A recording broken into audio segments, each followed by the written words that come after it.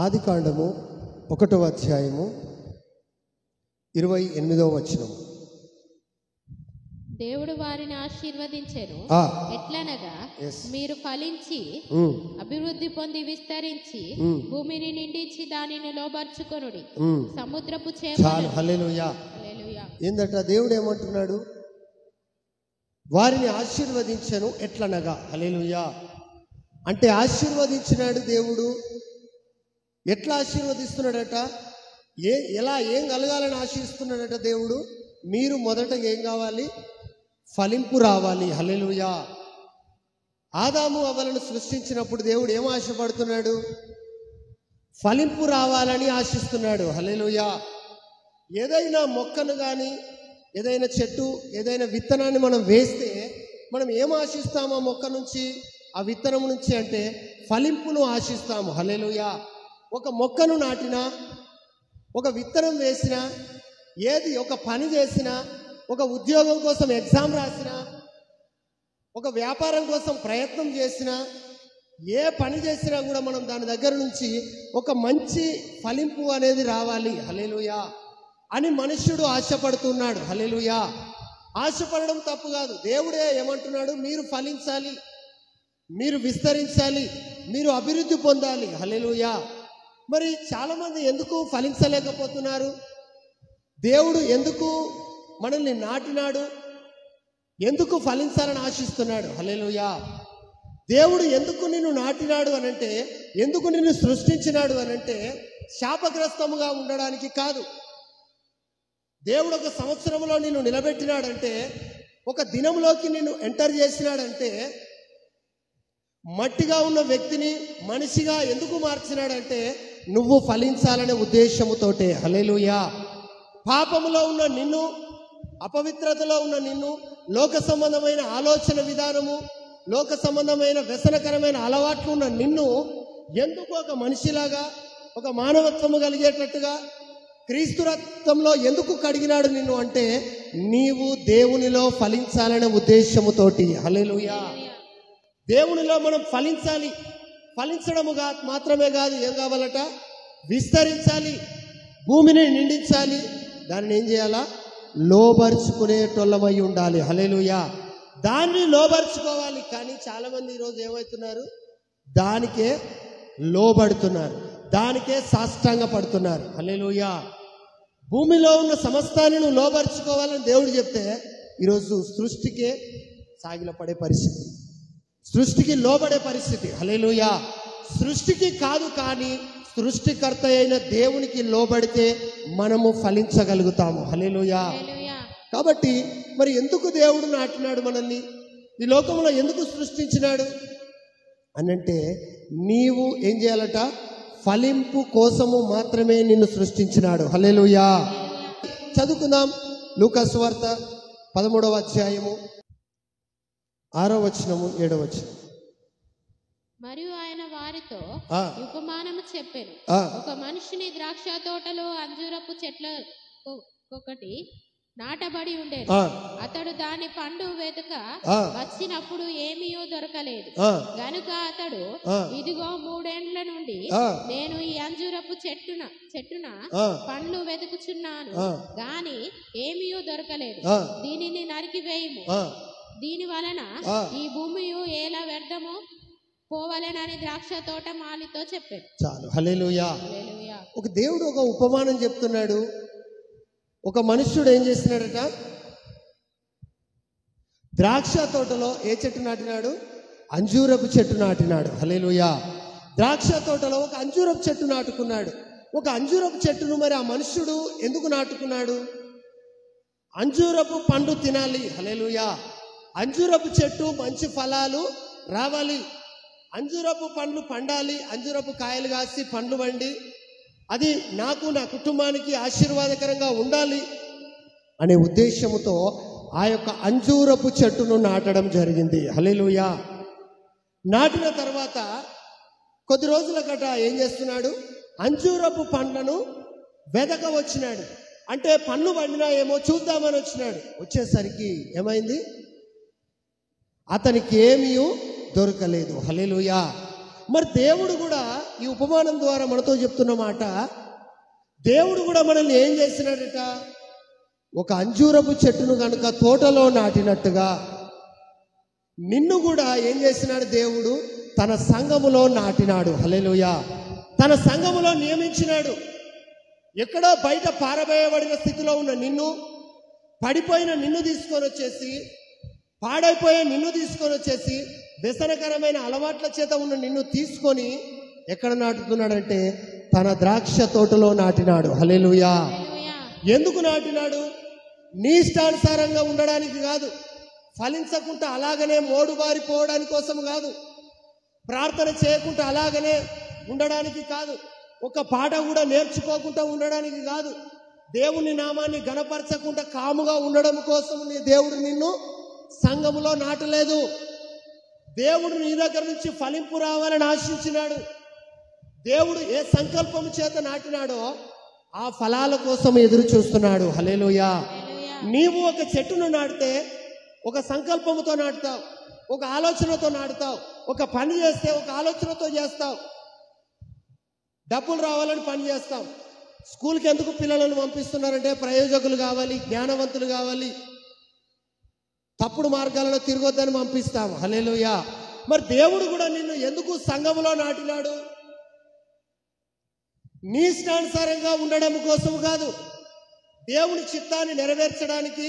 దేవుడు ఏ ఉద్దేశము కలిగి నిన్ను ఈ యొక్క తోటలో నాటినాడో నీవు మొదట గమనించే వ్యక్తివై ఉండాలి. హల్లెలూయా. ఏదో ఒట్టిగా కామన్గా పిలవలేదు నిన్ను. ఆయన పిలిచినాడంటే, ఆయన దేవుడి సన్నిధికి నిన్ను నడిపించినాడంటే ఒక ప్రణాళిక కలిగి దేవుడు నిన్ను పిలిచినాడు. హల్లెలూయా. ఆ ప్రణాళికను నువ్వు నెరవేర్చడంలో నీవు దేవునికి సహకరించాలి. హల్లెలూయా. అయితే ఈ చెట్టును ఎందుకు నాటినాడు? మరి ఫలాల కోసం నాటినాడు. హల్లెలూయా. మరి నిన్ను ఎందుకు నాటినాడు? నీ పిల్లలను ఎందుకు నాటినాడు? నీ పిల్లలను ఎందుకు మందిరంలో ఏర్పాటు చేసినాడు? మనల్ని ఎందుకు చర్చికి నడిపిస్తున్నాడు అని అంటే, దేవుడు అనుకున్న స్థాయిలో మనము ఫలించాలనే ఉద్దేశముతోటే దేవుడు నాటినాడు. హల్లెలూయా. ఒకవేళ దేవుడు మనం నాటుకున్న చెట్టుకు సంవత్సరాలు గడిచినా కూడా ఫలింపు రాకపోతే, దానికి వాటర్ పెడుతున్నాం, ఎరువేస్తున్నాం, మొత్తానికి చూస్తున్నాం, అయినా కూడా ఫలిస్తలేదు అనుకో, ఏమనిపిస్తుంది? చాలా బాధ కలుగుతుంది.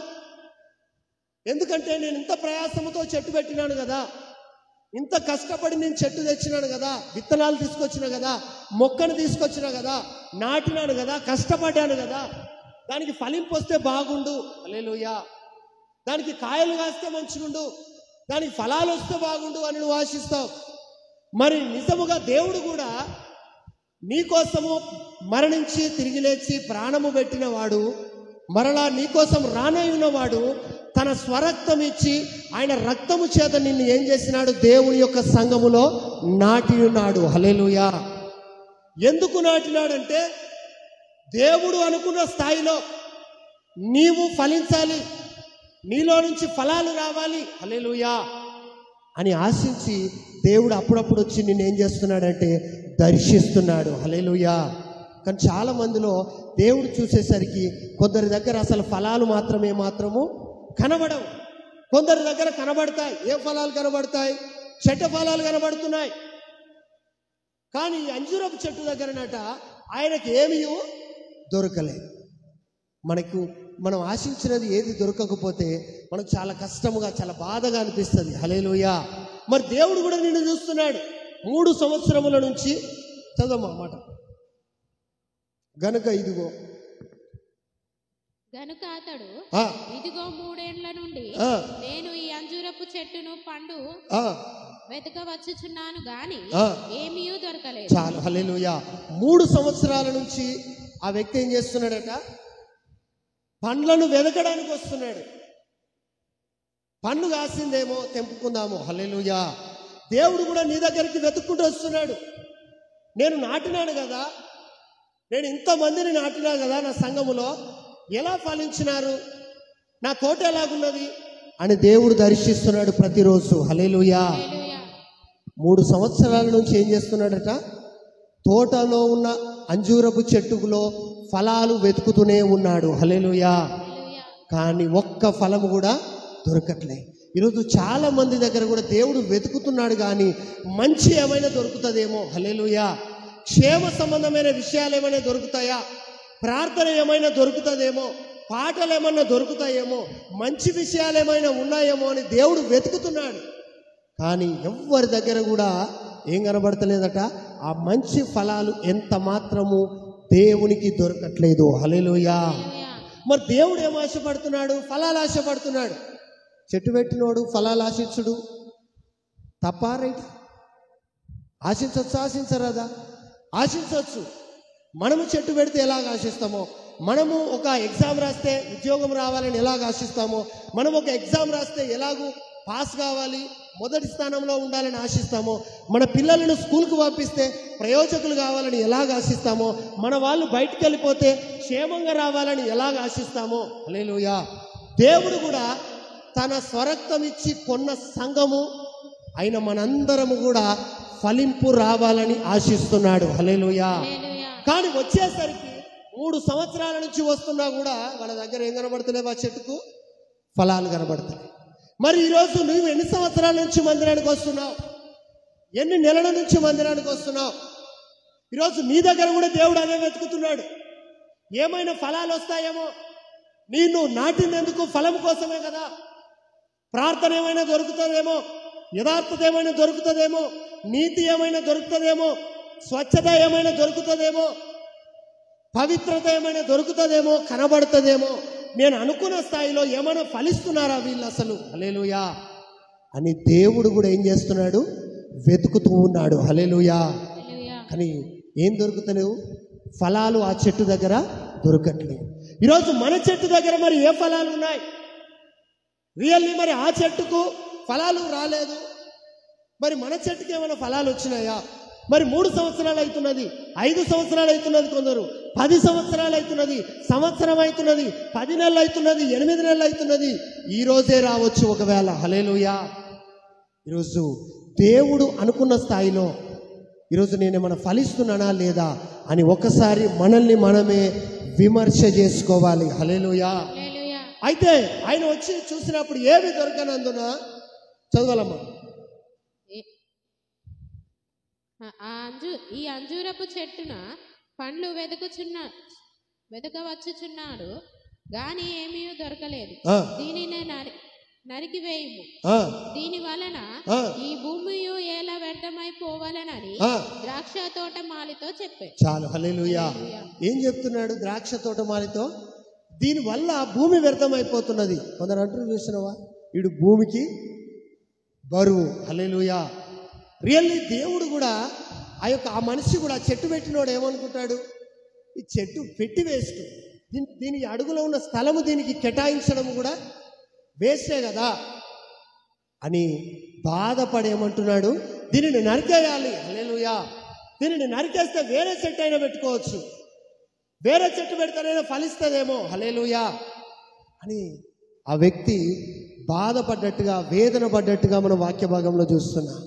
ఈరోజు మన విషయమై దేవుడు కూడా ఆయా సందర్భాలలో ఏం చేస్తున్నాడంటే బాధిస్తున్నాడు, బాధపడుతున్నాడు, కన్నీరు గార్చే పరిస్థితి.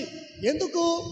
నీవు ఫలిస్తలేవు కాబట్టే బాధ, నువ్వు ప్రార్థన చేస్తలేవు కాబట్టే బాధ, నువ్వు నీతిగా ఉంటలేవు కాబట్టే బాధ, నువ్వు దేవుని నామాన్ని స్తుతిస్తలేవు, ఘనపరుస్తలేవు కాబట్టే బాధ, నువ్వు సక్రమంగా మందిరానికి అంటుకట్టబడి ఉంటలేవు కాబట్టే బాధ. హల్లెలూయా. నువ్వు దేవుని చిత్తాన్ని నెరవేర్చలేవు కాబట్టే దేవుడికి ఒక బాధ. కాబట్టి ఆ తోటమాలిని చెప్పినప్పుడు తోటమాలి ఏమంటున్నాడు? నేను దాని చుట్టూ తవ్వి ఎరువు వేయ మట్టుకు ఈ సంవత్సరము కూడా ఉండనిమ్ము. చాలు. ఏమంటున్నాడు? అయ్యా, ఈ యొక్క సంవత్సరం, ఒక సంవత్సరం కూడా మాకు ఒక అవకాశము ఇవ్వండి. ఎందుకంటే దాని చుట్టూ త్రవ్వి నేనేం చేస్తా? ఎరువు వేస్తా. హల్లెలూయా. దాన్ని ఫలించేటట్టు చేస్తా, దానిని ఫలింపులోకి తీసుకొస్తా నేను. హల్లెలూయా అని బ్రతిమలాడుకుంటున్నాడు. హల్లెలూయా. యజమానులతో అంటున్నాడు. ఎవరు? తోటమాలి. ఆ తోటలో పనిచేసే వ్యక్తి అంటున్నాడు ఏమని?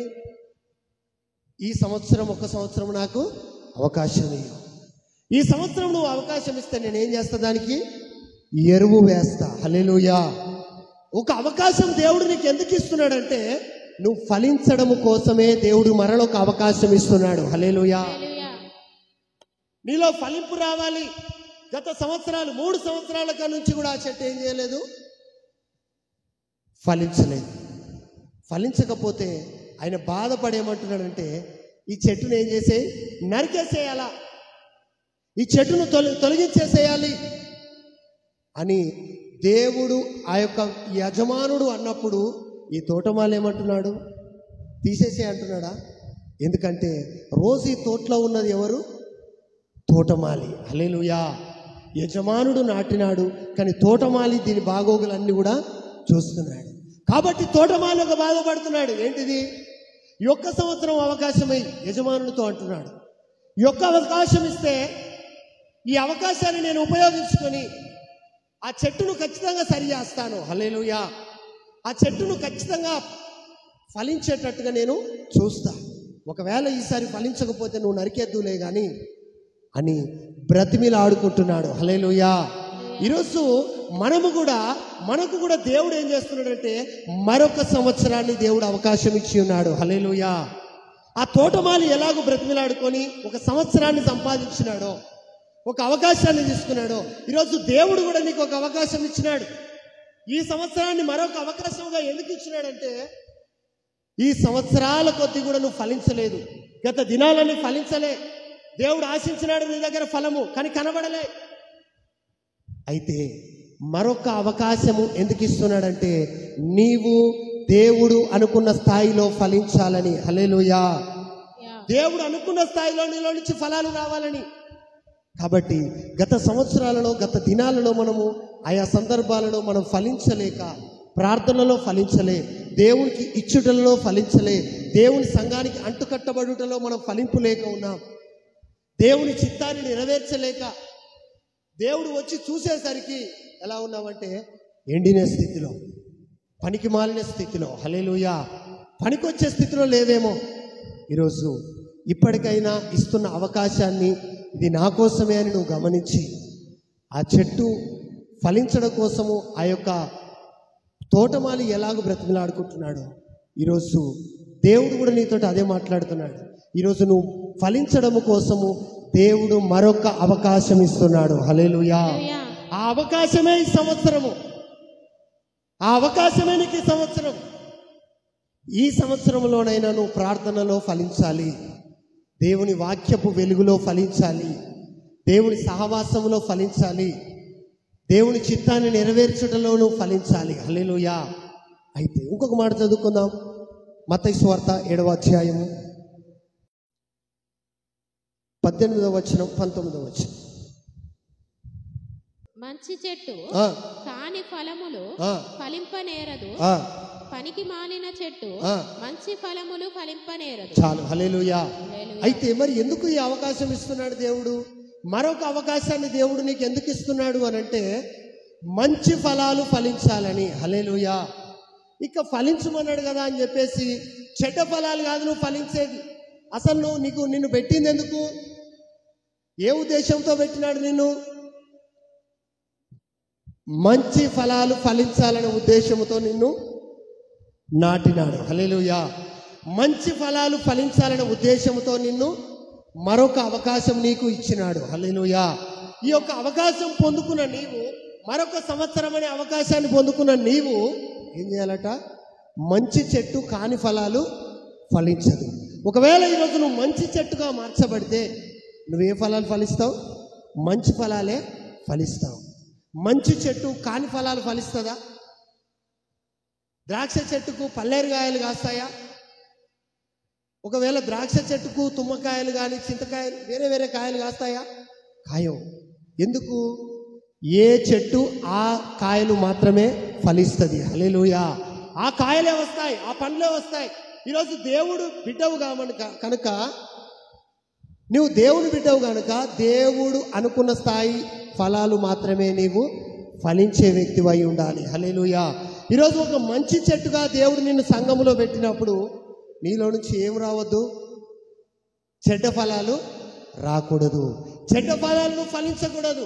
ఈ అవకాశాన్ని ఉపయోగించుకుంటున్న నీవు ఈ సంవత్సరాన్ని తీసుకున్నావు, మొత్తానికి దేవుడు నీకు ఇచ్చినాడు అవకాశం, ఈ సంవత్సరం కూడా బ్రతుకో, ఈ సంవత్సరం కూడా బ్రతుకో అని చెప్పేసి ఈ నూతన సంవత్సరంలోకి నీకు అడుగుపెట్టి ఇచ్చినాడు.